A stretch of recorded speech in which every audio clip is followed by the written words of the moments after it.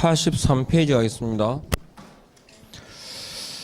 자, 공인중개사법에 보면 이제 손해배상 책임을 보장하기 위한 이제 중개를 하다 보면 사고 나잖아요.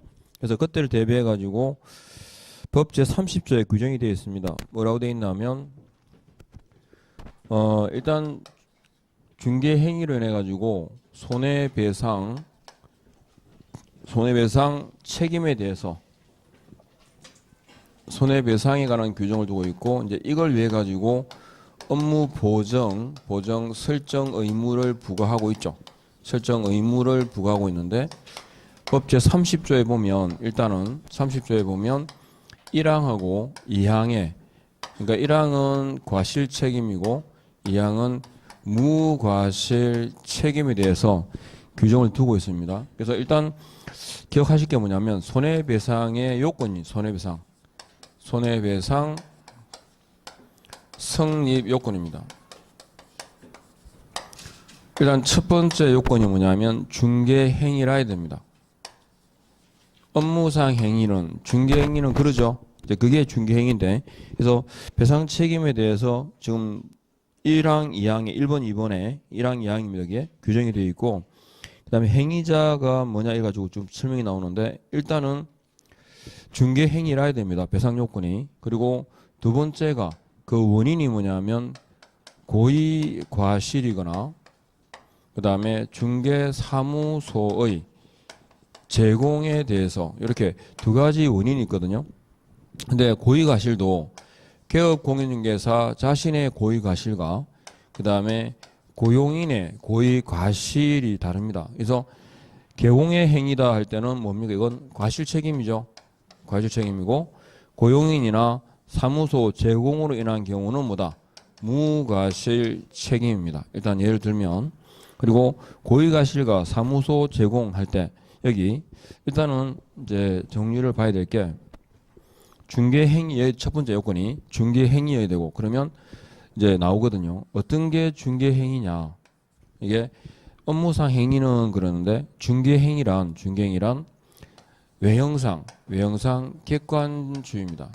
그러니까 사회 통념상 그리고 일반적으로 판단하건대 이런 말이에요. 그래서 기업 공인중개사라든가 고용인의 주관적 의사가 아니라 통념상, 아셨죠? 객관적으로 중개행위 해당 여부를 판단한다. 그리고 원인에 보면 고의 과실 그럴 때 과실은 중과실, 경과실, 과실의 경중을 구분하지 않죠. 아무 말이 없잖아요. 그죠? 그래서 중과실, 경과실 모두 다 이 말입니다. 그리고 고의과실과 사무소 제공으로 인해 가지고 세 번째, 무슨 손해가 발생한다? 그죠? 재산상의 손해가 발생하면, 그죠? 그러니까 재산상의 손해입니다. 재산상 2번과 3번 재산상 손해가 발생. 그러니까 참고하실 게 있는 거 있죠. 위자료 있죠. 위자료는 기업 공인중개사나 고용인의 행위는 위자료 청구의 대상이다 아니다. 정신적 손해에 대한 배상이 위자료입니다. 그리고 고의과실 때문에 혹은 사무소 제공으로 인해 가지고 재산상 손해가 발생했다라는 사실에 대해서 인과관계가 있다. 인과관계의 입증을 해야 되는데, 이건 누구에게 있다? 피해를 주장하는 자 의뢰인에게 그 입증 책임이 주어집니다. 그래서 손해배상의 요건에 대해서 과실 책임과 무과실 책임에 대해서 이렇게 지금 체크한 이 부분들만 조금 주의해서 보시면 돼요. 그래서 보면 183페이지에 1번 손해배상 책임 보십시오. 1번에 이게 과실 책임입니다. 개업 공인중개사는 컷하시고 중개행위를 함에 있어서 그랬죠. 즉 중개행위에 대해서 컷, 고의 또는 과실로 인하여 그랬죠. 과실에 체크하시고 경중을 구분하지 않습니다. 그 다음에 누구에게? 거래 당사자에게, 뭐 제3자에게 발생한 손해는 대상이 아닙니다. 그 다음에 무슨 손해가? 재산상 손해 딱 체크하시고 밑줄. 근데 이제 2번에 가시면 무과실인데 다른 건 두고 개공원 다음에 자기의 중개사무소를 다른 사람의 중개행위 장소로 제공함으로써 그랬죠. 그러니까 여기 다른 사람이라고 하는 건 무등록자 일반인만이 아니고 다른 기업 공인중개사도 포함됩니다. 그러니까 중개사무소를 잠시 그죠? 계약을 체결하는 장소로 다른 소장한테 약간 빌려줄 수 있겠죠. 예, 그런 경우도 책임져야 됩니다. 그 다음에 보정 설정입니다. 개공은 언제까지 업무를 개시하기 전에 그죠? 보정 설정. 그리고 보정 방법이 몇 개 있더라? 3개 있죠. 몇 개 있다고? 3개. 그러니까 183페이지에 지금 보고 있습니다. 그게 2번 보정 설정 있죠. 그래서 보정 방법이 3개 있습니다. 그리고 이번에 보니까 손해를 입은 중개 의뢰인은 그죠? 어디에다가 보정 기간에다가 바로 보증금의 지급을 청구할 수 있습니다. 그 다음에 이번 행위자 그랬는데 그게 무슨 말이냐면 개업 공인중개사나 그 다음에 고용인 행위입니다. 그러니까 우리가 보정을 언제 설정하죠? 업무 개시 전까지 하는데 언제부터요? 등록 신청 시부터입니까? 등록 후부터입니까? 등록 후부터. 그게 뭐냐면 개업 공인중개사의 행위에 대해서 책임진다 이 말이죠. 현행 공인중개사법에서 책임지는 경우는 개공행입니다. 그러니까 개공이 되기 전에 즉 등록하기 이전의 과정은 책임진다 아닌다? 아닌다라는 거. 그 다음에 이번에 고용인 행위에 대해서도 무과실 책임을 진다라는 얘기입니다. 이해하겠죠? 그리고 이 경우에는 3번에 개공에게는 이건 과실 무과실이에요? 무과실입니다. 그렇죠? 직접적인 고의 과실이 없어도 책임을 진다라는 거. 뭐 그런 얘기들입니다. 그래서 4번에 보니까 개업 공인중개사 및 고용인이 아닌 자로 인하여 그랬죠? 이 경우에는 공인중개사법상의 책임을 진다 아닌다? 책임을 지지 않습니다. 그래서 등록 후부터라는 거예요. 자, 3번 갑니다. 원인 행위 및 결과 그랬는데 첫 번째 중개 행위로 인하여 그랬죠? 중개 행위, 업무상 행위라 해야 됩니다. 업무상 행위여야 되고 그리고 누구의 행위, 개공 등 고용인 행위까지죠. 개공 등의 행위로. 그리고 2번은 뭐냐면 사무소를 제공받은 자의 행위에 대해서도 배상 책임을 져야 된다라는 얘기입니다. 그리고 3번은 뭐냐면 재산상 손해에 국한되기 때문에 정신적 손해는 배상 책임 범위에 포함된다 안 된다? 안 된다라는 거. 자, 그다음에 185페이지에 업무 보정 등 해가지고 쭉 나오는데 이 경우는 한번 그냥 쭉 풀어갈 테니까 한번 보세요. 별거 아닙니다 이것도. 자, 이 보정 설정 의무가 주어진다 그랬죠. 누구에게? 개공입니다. 저 개업 공인중개사에게죠. 예외가 있어 없어요? 없습니다. 모든 개공입니다. 모든 개업 공인중개사는 저 등록을 하고 안 하고 상관없이 특수법인까지도 하셨죠. 예외 없이 뭐 한다. 보정 설정을 해야 됩니다. 모든 개공은. 자, 언제까지 할까요? 업무 개시 전까지입니다. 언제부터? 등록 후부터. 등록한 때는 이렇게 나오죠. 등록한 때는. 그다음에 등록 후부터 업무 개시 전까지입니다. 업무 개시 전까지. 그리고 지금 보시는 것처럼 자, 보정 방법 있죠.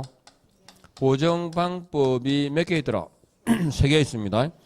자, 보정보험이 있습니다. 서울보정보험. 보정보험이 있고 그다음에 협회가 운영하는 공제가 있고 법원에 대해서 이루어지는 공탁이 있습니다. 자, 다른 건 두고 공탁은 몇 가지를 기억해야 되는데 공탁 기관이 어디다? 법원입니다. 그리고 현금 또는 국공채 전액을 임차합니다. 아셨죠? 그리고 공탁의 성격은요. 손해배상 책임을 담보하기 위한 담보 공탁입니다. 그리고 공탁은 돈을 전액을 임치해두잖아. 맡겨놨잖아. 그죠? 따라서 개공이 사망했거나 폐업하더라도 즉 업을 그만두더라도 몇 년간은요. 예, 3년간 회수를 만다 금지한다. 회수 금지까지. 해서 이 셋 중에 한 가지의 방법으로 보정을 설정합니다. 그래서 보정 방법 몇 개 있다고? 3개. 그래서 공탁해가지고 뭐 성격을 묻는다든지 3년간 회수 금지 같은 이런 질문들은 가끔 나오거든요. 숫자 보시면 되고. 그러면 자, 이러한 보정 방법에서 이제 보정금도 나오겠죠. 돈이 나오겠죠. 보정금이 나오는데 보정 금액이라고도 하고 이걸 보정 내용이라고도 합니다. 일단은 어떻게 분류되어 있냐면 법인인 경우하고요. 그 다음에 법인이 아닌 자 그리고 특수 법인 가운데 지역농협 있죠. 지역농협까지 해서 이렇게 세 가지로 분류됩니다. 지금 보정 방법은 종별 차이가 없다는 거죠. 개인이든 법인이든 셋 중에 하나를 택합니다. 보정 금액은요. 종별의 차이가 있죠. 자, 법인의 경우인데 주된 사무소는 얼마? 2억 이상입니다. 그러면 분사무소는요. 1억 이상을 어떻게? 추가로 이렇게요. 추가는 더하기죠. 그럼 분사무소와 분사무소를 두 개 설치했을 때 법인의 보증 금액은 4억, 세 개면요 5억입니다. 그러면 그중 분사무소 한 개소에서 중개 사고가 발생했잖아요. 그러면 책임은 얼마까지 질까요? 분사무소를 두 개 설치했을 때 법인의 분사무소 가운데 한 곳에서 중개 사고가 생겼습니다. 법적으로 최소한 얼마까지는 책임진다? 일단은 4억까지입니다. 무슨 말이냐면 분사무소는 추가잖아요. 그죠? 즉 법인의 보전 금액이 합쳐지 되죠. 합산되니까 손해배상 책임은 법인 전체로 집니다. 분사무소 별로가 아니고 전체로 책임을 진다. 그러면 그리고 법인이 아닌 자는 얼마죠? 1억 이상입니다. 그리고 그러니까 이상 붙었으니까 뭐예요? 최소한이죠. 최소한. 그리고 지역농협은 여러분 두 가지 기억해야 됩니다. 지역농협이 시험 질문 나왔을 때 우리가 언제부터 그랬죠? 등록한 때 그랬는데 지역농협은 등록 자체를 하지 않습니다. 그러면 지역농협은 당연히 보증을 설정해야 될까? 지역농협은 자기 본래 본업이 중개업이 아닙니다. 그렇죠? 그러니까 보증 설정 의무가 없어요. 없다가 언제 생겨? 중개업을 하는 때 생겨요. 그래서 시험 지문에 등록한 때가 아니라 뭐라고? 부동산 중개업을 하는 때, 부동산 중개업을 하는 때입니다. 부동산 중개업을 하는 때는 언제까지? 업무 개시 전까지. 그죠? 그리고 지역농협은 금액이 달라요. 1천만 원 이상입니다. 1천만 원 이상. 통상 법인의 20분의 1이죠. 왜 1천만 원으로 되어 있을까요? 지역농협은 일반인을 대상으로 하지 않습니다. 조합원들끼리의 아셨죠?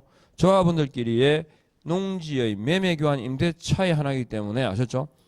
일반인들이 피해를 입을 염려가 없다. 가능성이. 그래서 자기들끼리 하는 경우니까 금액이 1천만 원 이상으로 완화되어 있습니다. 그러면 보신 것처럼 법인의 보정 금액도 해가지고 보정 설정 금액은 종별 차이 있다 없다? 다르잖아요. 그죠? 예, 있습니다. 그리고 보정 금액이라 할 때 가끔 이제 언급되는 게 뭐냐면 보정 금액은 개업 공인중개사 있죠? 개공의 손해배상의 한도를 의미한다. OX. 손해배상의 한도를 의미하지는 않습니다. 그러니까 이만큼만 책임지겠다는 게 아니고요. 최소한 이만큼은. 그러니까 공인중개사인 개공이 1억을 설정했는데 손해가 2억이 발생했다. 그러면 1억은 공제로 지급하고 하셨죠. 나머지 1억은 민사로 다시 지급해야 됩니다. 그 다음에 배상한도가 아니고 다만 보정기간이 있죠. 보정기관의 지급한도를 의미한다. OX. 오죠? 뭐 보정기관이 흑파라서 장사합니까? 설정한 금액만큼만 주잖아요. 그죠? 그래서 배상한도하고 지급한도하고 헷갈리시면 안 됩니다. 예, 그래서 보정기간에 지급한다고 개공의 배상한도는 아니라는 거. 발생한 손해 전액을 책임진다라는 거. 요렇게. 자, 이렇게 보정 설정에 관한 보정 금액까지. 자, 이렇게 아시겠죠? 그 다음에 보증에 관한 내용에서 보시면 이제 186페이지 가시죠. 거기에 보정 설정 신고 등 있습니다. 보입니까? 보정 설정 시기는 언제까지 업무를 시작하기 전에라고 했고 언제부터 등록한 때는부터요. 등록한 때는 하는 이유를 아시겠죠? 개공이 되고 난 다음부터라는 말입니다. 그리고 신고를 해야 되는데 꼭 신고해야 된다거든가요? 신고는 뭐 할 수 있다? 생략할 수 있다라고 말씀을 드렸습니다. 신고를 생략할 수 있다. 그 다음에 보정 설정 신고서를 제출합니다. 제출하고 3번에 보니까 지역농협은 등록한 때가 아니죠. 줄 거죠. 얼마? 부동산 중개업을 하는 때 어딘지 압니까 지금? 부동산 중개업하는 때 줄을 것이고 금액은 얼마? 1,000만 원 이상으로 그죠? 신고하라. 세 번째, 자 보정 변경입니다. 보정 변경은 그냥 기억하실 때 앞에 그죠? 말을 붙여서 이렇게 하세요. 효력 기간 중 보정 변경 이렇게. 그러면 효력 기간 중이라는 게 뭐냐? 그죠? 종전 보정에 가입한 상태에서 이 말입니다. 자, 그래서 예를 들어서 보정 보험이잖아, 그죠? 보험에 가입해 있다가 이제 뭐로 바꾸냐? 공제로 보정을 바꿉니다. 그러면 보험 해지가 먼저입니까? 공제 가입이 먼저입니까? 그죠? 공제에 먼저 가입을 하고, 즉 보험에 가입한 상태에서 새로운 보정에 가입하고 종전 보정을 해지하는 거죠. 그러니까 틀린 지문은 종전 보정을 해지하고 지체 없이 새로운 보정에 가입해야 된다. X죠? 예. 그러니까 요는 뭐냐면 무보정 상태가 아니라 됩니다. 그러니까 이 보정 변경의 상태를 딱 보면 중보 가입 상태가 된다. 맞죠? 그리고 보험에 가입한 이때 중개 행위가 있었고요. 공제에 가입한 이때 그 중개 행위로 인한 중개 사고가 생겼습니다. 즉 중개 사고 발생 시에 보정 기간과 중개 행위 당시의 보정 기간이 다른 거죠. 이럴 때 보정금은 누가 지급할까요? 보험회사입니까? 공제사업자입니까? 그죠? 보험회사죠, 보험회사. 그러니까 보정금 지급은 사고 당시가 아니라 누구? 행위 당시에 보정기간이 지급한다는 얘기입니다. 그래서 보험이 아니라 이게 공탁이잖아, 그죠? 공탁은 아까 현금 또는 전액을 갖다가 공차한다 임차한다 그랬죠? 딱 맡겨놨을 거예요. 맡겨놨다. 그런데 보정을 뭐로? 공제로 바꿨어요. 근데 돈을 찾아가면 될까 안 될까? 찾아가 버리면 결국은 다시 민사 절차해가지고 다시 뭐 배상을 청구하든지 하겠죠. 그래서 최소한 보정을 변경하잖아, 그죠? 보정 변경 시에도 사망 폐업에서의 경우와 마찬가지로 몇 년간은 3년간은 그죠? 해수를 못하게 되어 있습니다. 보정 변경 시에 3년간 해수하지 못한다. 이유는 보정금을 누가 지급하기 때문에. 아니 그게 아니고 3년간 해수를 못한다는 것은 3년간 책임을 지겠다는 거잖아요. 왜 3년간 해수를 못하는 거예요? 보정금을 누가 지급하기 때문에. 사고 당시가 아니라 행위 당시에, 즉 공탁기간이 지급해야 되기 때문에. 이해하겠죠? 공탁기간에 지급하려면 돈을 가지고 있어야 될 거 아니에요. 근데 찾아가 버리면 법원에서 돈 줄 리가 없잖아요. 그래서 최소한 보정 변경 시에도 몇 년간은 3년간은 해수해서는 안 된다라는 말입니다. 이해하겠습니까? 효력기간 중 보정 변경에다가 그리고 보정금 지급은 누가 한다? 중개 행위 당시에 보정기간이 보정금을 지급한다. 이해되셨죠? 까지 이렇게. 그래서 보정 변경이고 그 다음에 자 효력기간 중에 줄을 딱 그으시면 되고요. 이번에 보정기간 만료 보입니까? 자 이 경우가 보정 재설정이거든요. 이제 묶어서 보면 되는데 보정을 재설정하는 경우는 두 가지입니다. 기간 만료로 인한 경우가 있고 보정 재설정은 기간 만료로 인한 경우가 있고 손해배상으로 인한 경우가 있습니다. 기간 만료와 손해배상으로 인한 경우가 있는데 기간 만료는 언제까지 하면 될까요? 오늘이 보험이 끝이야. 만기야. 언제까지? 오늘까지 하면 되죠. 그러니까 만료일까지입니까? 만료일 전까지입니까? 만료일까지입니다. 만료일까지. 자, 손해배상으로 인한 경우는 무조건 기계적으로 며칠? 15일입니다. 자, 손해배상의 경우는 15일 이내에, 그죠? 그러면 보정보험이나 그 다음에 공제 있죠? 공제는 어떻게 할까요? 재가입입니다. 재가입을 해야 되고 공탁은 보전을 해줘야 되는데 보전한다 뭘? 지급한 게 아니라 부족한 금액을 보전해야 된다. 이렇게요. 지금 보정기간 만료로 인한 경우하고 그다음 배상 책임으로 인한 경우들이 쭉 이렇게 일단은 요거 설명을 먼저 드릴게요. 손해배상이다 할 때 우리가 보통 자 공인중개사인 개공이 있죠. 공인중개사인 개공이 보통 보증금 1억에 그다음에 1년짜리 공제에 가입하거든요. 그래서 19만 8천 원인가 얼마 될 거예요. 이게 보험료를 1년짜리를. 그러면 1년에 1억짜리를 공제 가입했죠. 공제에 가입, 공제에 가입했다 이렇게 되면 손해배상할 때 이 1억이라고 하는 것은 1년간 발생하는 손해의 총액입니까? 아니면 한 건당의 배상입니까? 한 건당입니다. 그렇죠? 한 건당의 배상이고 그래서 1억까지 지급하겠다. 초과되는 건요?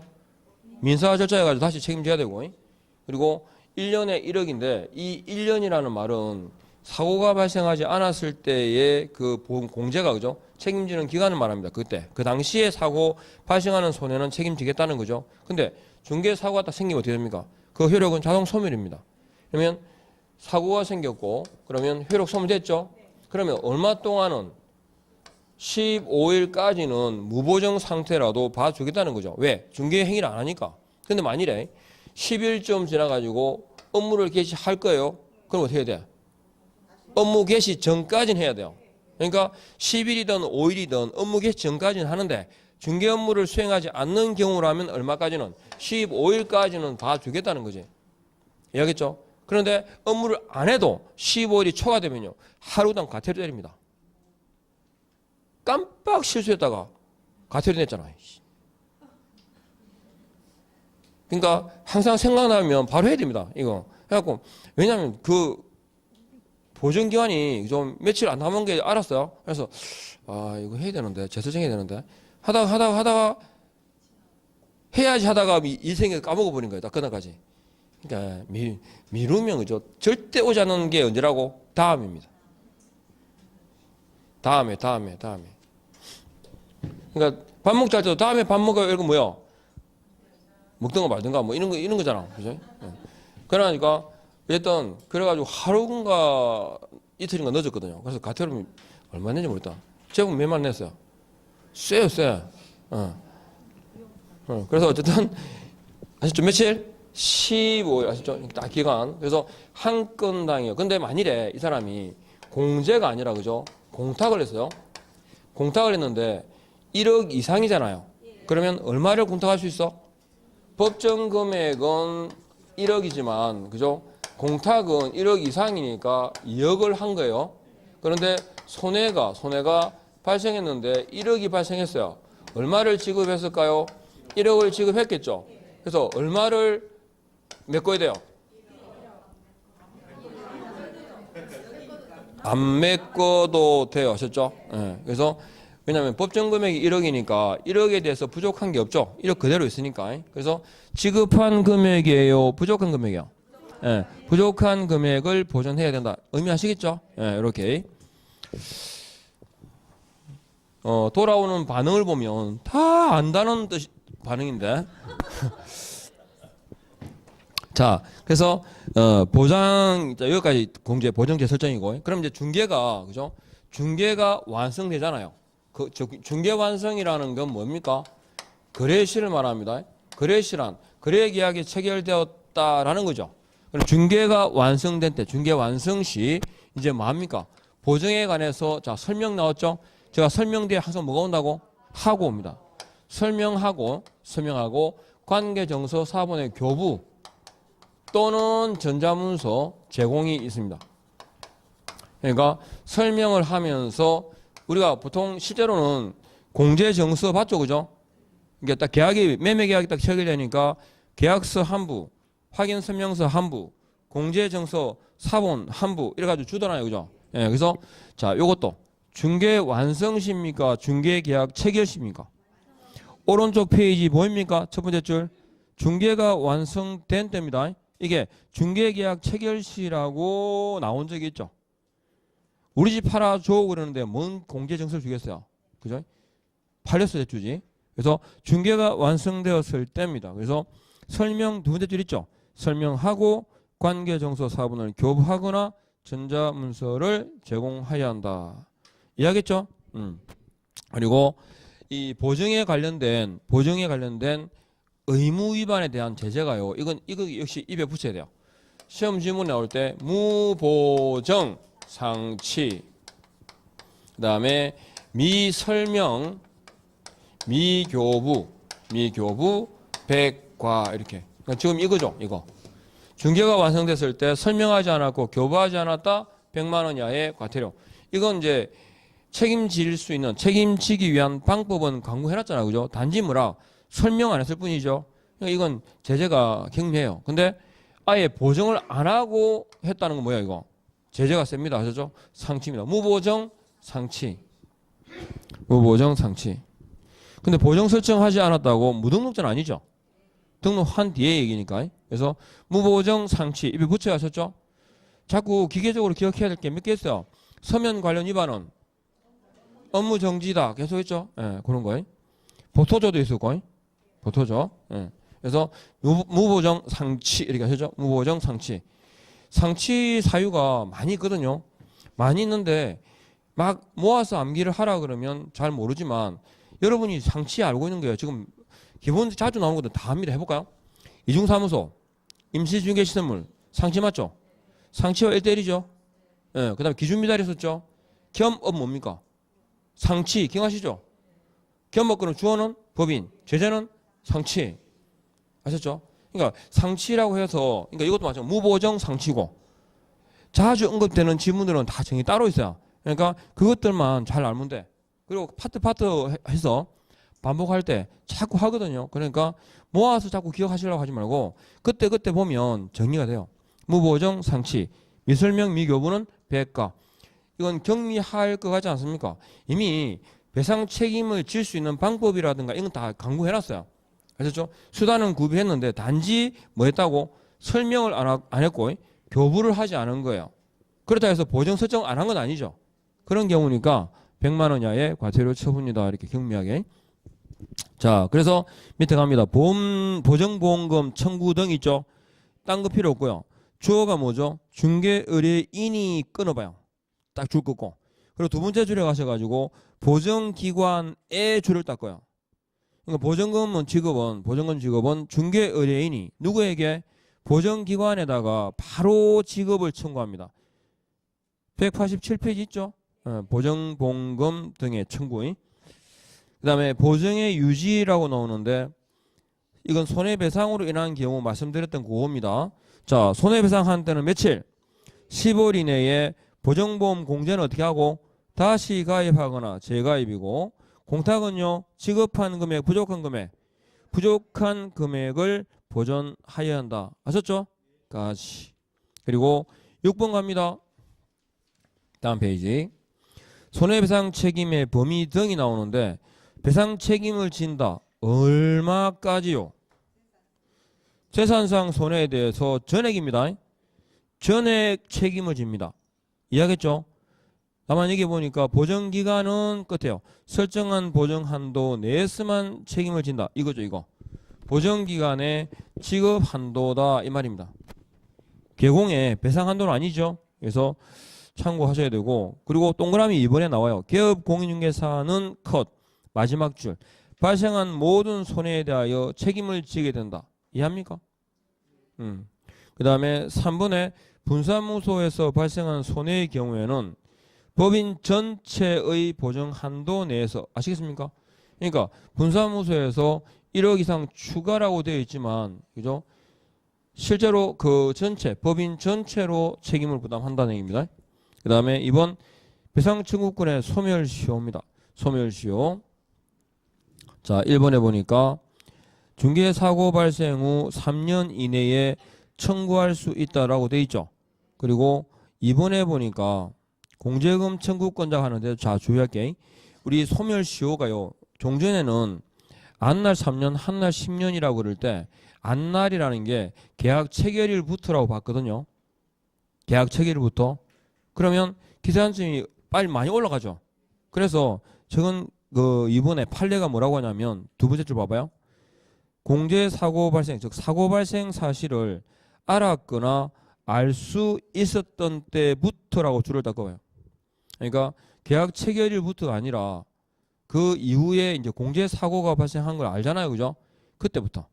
그러니까 사고 발생 사실을 알았거나 알 수 있었던 때부터 시효가 진행됩니다. 아셨죠? 그래서 3번에 보니까 이거잖아요. 원칙처럼 안날 3년, 한날 10년이라고 이거. 이거 민법상의 배상 청구권의 소멸시효. 그 다음에 7번 무보정. 그죠? 그겁니다. 임의적 등록 취소가 상대적, 재량적 같은 말이죠. 임의적, 상대적, 재량적 등록 취소. 이게 무보정 상치다. 이렇게 기억하시면 돼요. 무보정 상치. 보증 없이 중개 업무를 개시하게 되면 등록은 뭐한다? 취소할 수 있다. 미설명, 미교부는요. 백과 이렇게 이렇게 정리를 하시면 되겠습니다. 자, 넘어가시죠. 그 다음에 191페이지. 이해됩니까? 말로 생각하면 돼요. 모든 개업 공인중개사가 업무 개시 전까지 보증보험 공제 공탁의 방법 중에 하나로 법인은 2억 원, 개인은 1억 원, 지역농협은 1,000만 원 이상으로 아셨죠? 보증을 설정하고 신고해야 되고 그 신고는 뭐한다? 생략할 수 있다. 그리고 보증은 효력기간 중에 보증을 변경할 수 있고 그리고 보증기간 만료일이라는 재설정은 만료일까지 배상으로 인한 경우는 15일까지 재가입하거나 부족한 금액을 보전하여야 한다. 이렇게요. 아셨죠? 쭉 풀어가 보면 사실 얼마 되진 않아요. 그러니까 맞춰서. 그 다음에 계약금 등 반환 채무 이행 보장인데 이것도 자 매도인이 있습니다. 용어 정의라고 생각하시면 돼요. 매도인이 있고 매수인이 있습니다. 지금 매매 계약을 체결할 때 불리한 사람은 누구다? 매수인이죠. 그래서 매수인은 매도인 중도금을 지급하고 잔금을 교부하면서 소유권 이전을 받습니다. 이때 매도인이 그죠? 매수인은 매도인이 제3자에게 이중 매매를 하지 않을까 불안한 거죠. 그래서 이중 매매를 방지하기 위해서 즉 거래 안전을 위해서 개업 공인중개사가 매도인 매수인에게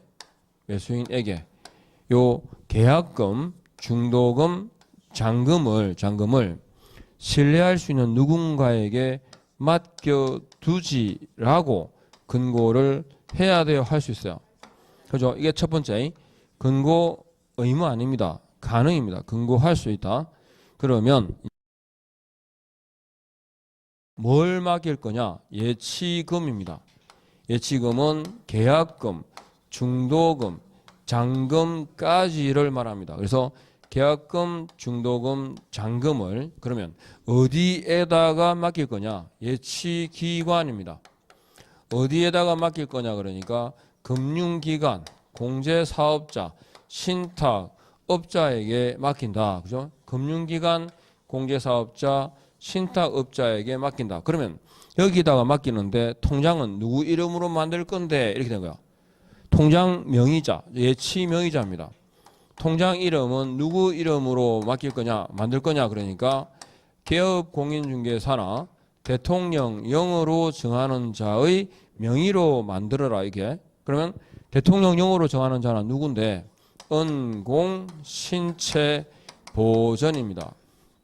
그러니까 은행 아시죠? 은행 채신관서 보험 있죠? 이게 뭐냐? 여신 업무를 담당하는 금융기관입니다. 우리가 금융기관이라고 하는 게 은행법상의 은행만을 말하는 게 아닙니다. 그러면 금융기관은 중복되죠. 그 다음에 공제사업자 중복되죠. 신탁업자 중복됩니다. 그죠? 그러니까 예치기관은 예치명의자가 될 수 있습니다. 그죠? 반면에 예치명의자는 예치기관이 될 수 있다는 말은 X입니다. 왜냐하면 개업공인중개사와 계약서 등 관련 전문회사 있죠. 관리 전문회사는 중복이 안 되죠. 예치기관은 예치명의자가 되는데 예치명의자가 예치기관이 될 수 있다는 표현은 틀린 겁니다. 다만 은행은 예치명의자이면서 예치기관이 될 수 있다. 이건 맞는 말이죠. 개별적으로. 자, 이렇게 그러면 언제까지 예치해 둘 건데입니다. 예치기간입니다. 언제까지 예치해 둘 거냐 그러니까 이 제도가 그죠? 언제까지냐면 일단 계약 이행이 뭐 될 때까지 완료될 때까지입니다. 즉 뭐 할 때 소유권 이전할 때까지 이 말입니다. 아셨죠? 그런데 이 제도를 딱 도입하면 기분 나쁜 사람이 있어요. 누가요? 매도인 기분 나빠요. 이건 매도인이 삐자다고 생각하는 거니까.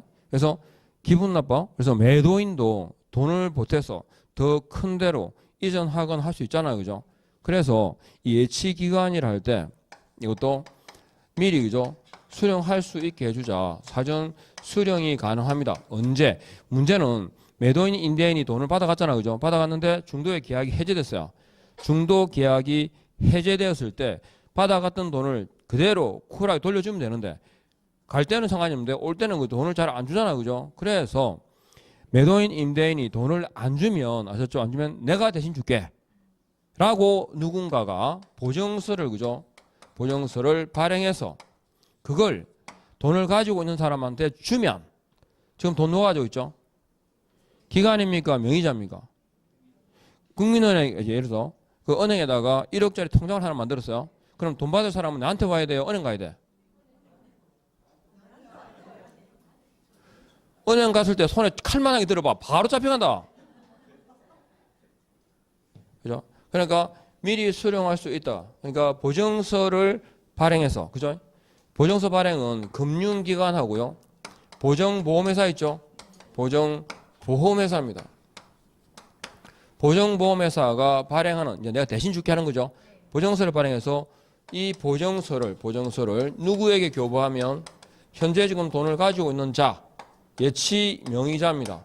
예치 명의자에게 교부하면 어떻게 한다? 미리 수령할 수 있다 이거죠. 됐죠? 자, 여기까지입니다. 그런데 이 통장을 보니까 예치 명의자가 누구도 있어요? 개공도 있어요. 그러니까 이제 개업 공인중개사의 명의로 개공의 명의로 개공 명의 예치를 했습니다. 이제 개업 공인중개사의 명의로 딱 예치되니까 이제 처음에는 매도인이 삐리했었죠. 근데 개공의 명의로 예치하니까 이제 누가 또 삐리한 거도 개공이 또 갖고 튀지 않을까 생각하는 거죠. 세상에 믿을 놈이 없어. 그래서 개공의 명의로 예치가 되면 개업 공인중개사가 가지고 튈 때를 대비해서 뭐한다? 보증을 설정해야 됩니다. 그러면 보증 얼마만큼의 보증해야 되겠어요? 맡긴 만큼이죠. 그러니까 거래 금액이 아닙니다. 예치금만큼 예치금에 상응하는 예치금만큼의 보증을 설정해야 되고 그리고 뭐 중도의 계약금 등의 인출 등에 대해서 뭐 동의 방법 등에 대한 약정을 해야 되고요. 그다음에 당사자 거래 당사자 동의 없이는 인출해서는 안 됩니다. 이 말도 잘 봐야 되는데 거래 당사자의 동의 없이는 인출하지 말라는 얘기는 거래 당사자의 동의가 있을 때는 인출할 수 있다 없다? 있다라는 말입니다. 그래서 시험에 나왔을 때는 이거였어요. 거래 당사자 동의와 무관하게 그 인출은 금지된다. 틀렸죠? 예. 동의 없이 인출하지 마라. 그리고 자신의 예치금하고 분리해서 관리하여야 한다. 이렇게요. 네 가지. 자, 이 네 가지에서 보약, 무분 그랬는데 이 네 가지의 지문이 딱 나오면 그 지문에서 제일 먼저 확인해야 될 게 뭡니까? 이겁니다.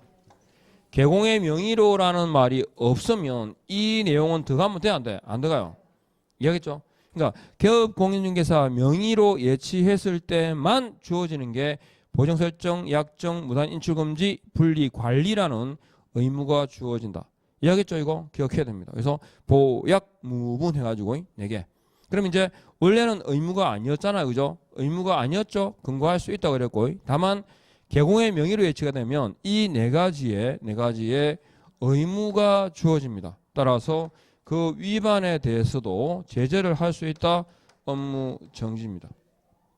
그러니까 개업 공인중개사가 자신의 명의로 그죠? 계약금 등을 예치한 경우에 그 의무 위반에 대해서 업무 정지를 명할 수 있다.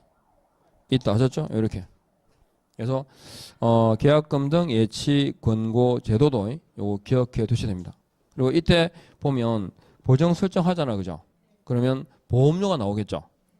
이건 보험을 설정하고 가입하게 되면 혜택을 누가 봅니까? 의뢰인 중에 누구? 매수인이 되겠죠. 이게 뭐냐면 계약금 등 반환 채무 이행 보장과 관련된 실비입니다. 실비. 그러니까 이 실비는 누가 부담해야 되는 거야? 권리 이전자 취득자. 취득 중개 의뢰인이 부담해야 되는 실비가 바로 요거예요. 우리가 나중에 중개 보수에 보면 실비가 나오거든요. 그게 계약금 등 반환 채무 이행 보장과 관련된 실비라고 하는 게 이 보정 설정 보험료 등을 말합니다. 이해하겠죠? 왜 취득자가 부담하는지. 예, 그래서 요 계약금 등 해가지고 일단은 이 내용 중에서 딱 두 개만 기억해야 되면 이거요. 근거해야 된다 할 수 있다. 할 수 있다. 누구 명의로? 개공의 명의로 예치됐을 때 주어지는 의무가 몇 개 있다고? 4개. 이 4개 딱 지문이 나오면 항상 지문에 먼저 찾을게. 개공의 명의로라는 말이 있는지를 확인해요. 없으면 뭐야? 이거 틀린 거야. 이해하겠죠? 예. 이렇게 정리를 하시면 되겠습니다. 그래서 교재에 보니까요. 191페이지 보니까 이제 여러분 대답만 잘하시면 돼요. 예치 권고 해야 돼요 할 수 있어요. 할 수 있다라고 딱 그죠? 마지막 줄 있죠? 딱 줄 거면 되고. 그다음에 목적은 뭐요? 거래 안전 보입니까 뒤에? 거래 안전 이퀄 뭐였죠?